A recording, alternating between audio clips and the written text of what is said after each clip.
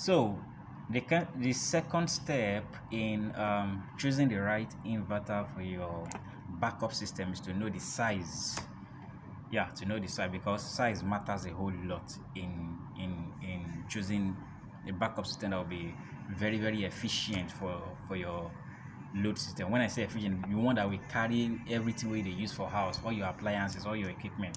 So size matters a whole lot. But before I break it down into simple terms, in my first video, I let you understand that yeah, in my first video, which is the first step, where I discussed the first step, I made you understand that the number one thing for you to choose the right inverter for your backup system is to know the wave type, of which I made you understand. And according to wave type, we have three types of inverters. We have the square wave, we have the modified sine wave, and the pure sine wave, which is the most important, which is the best of it to use. Yes, I break it down very well over there in my first video. So if you have not watched it, go and look at it. And inside it also, I made it to understand that inverters could be transformer based or transformerless inverter. So go back, go and look at it very well. So for the second step proper, let me break it down into the simplest way possible for you, because as I mentioned before, I talk say size matters, right? Size matters. And for you to get the right or the correct size of the inverter that you want to buy, you ask yourself one critical question. Yes, you ask yourself one critical question, and that question is that what if, let's take for example now, if light goes, or if power come out, if NEPA take light let's put it that way. If light goes, what do you want to be powered on? No, I'm speaking English. What do you want to make it day on? Or what are the things that you want to enjoy even when there's no light? You get me? So what do I want to power during blackout? Or let's say if NEPA take light, what do you want make it day on? What do you want still they use if NEPA take light? So that's the question to ask yourself. And if you're asking yourself that question, I sure you take pen and paper. You get me? Take pen and paper and list them out. List everything out one by one. Let's take for example now, number one now. Maybe I want a bulb to be on. Bulb, right? Bulb. Let's say what is the power of the bulb? Ask it, or everything that you use inside your house or in your business space. Every electronics, every electrical this has power rating. You get me? It has power rating, and it is that power rating now that you need to write out and add them up one by one. For example now, a bulb now, these days we used to have lower energy saving bulbs. That's what we use these days. It is no longer all those 60 watts 100 watts anymore. It's lower energy bulbs. I guess the highest so far that I've seen is 30 watts. So there is, but most bulbs that we use inside homes in very less. You get me? For example now, so the first thing that I want to be on is bulb. Let's say bulb is 10 watts. You write it down. Plus, okay, you want your fan to be on. Fan, let's say 70 watts.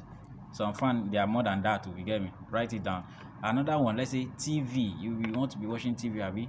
TV is, let's say, 100 watts, depending on the size of the TV. You get me? And depending on the type of the TV.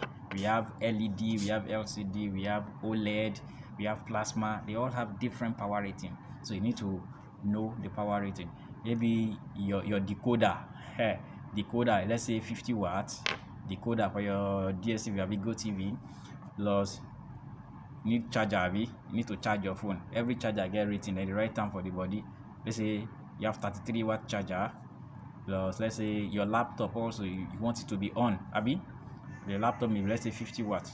All these things now that you have brought out the wattage, or the low or the power rating, add them up. Press your calculator, punch your calculator. 10 watts plus 70 watt plus 100 watt plus 50 watt plus 33 watt plus 50 watt. Press them. When you press it, you press this one. This is just a sample. You get me? In your own house, in your own home, or your business space, by yourself, bring them out one by one and add them up. You get me? This one now will get 313 watts, 313 watts. That was what I got now. 313 watts. Does that mean that you go and buy inverter size of 313 watts? No, there is a way. There is a way. You get me? Now, this 313 watt that you got, whatever it is that you get is your own. You get me? Note it down, write it down, anything you get. But my own, I got 313 watts. That's 313 watts. This 313 watt now, or anything that you get as your own. Maybe you got 500, you got 2000 watts. It doesn't matter. Anything you get, multiply it by 2.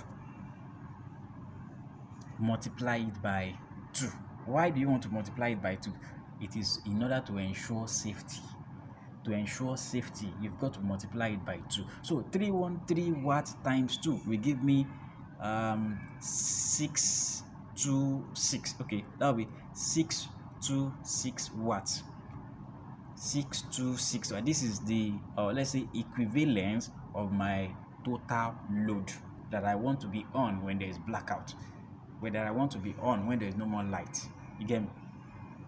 I get me. This is the total load that I'm going to be using, 626 watts. Now, that's your load. That's not your inverter size, because for every design of your load, it must not be more than 70% of the power rating of the size of the inverter.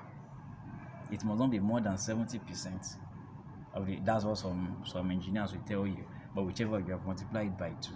So anything you are doing must not be more than 70%. Remember, you are going to do, but whichever way. So if I am going to go for anything now, it has to be from 1 kVA upward. From 1 kVA upward. You get me? 1 kVA inverter to comfortably carry that load. And if your load is more than that, because bigger load will give you bigger inverter size.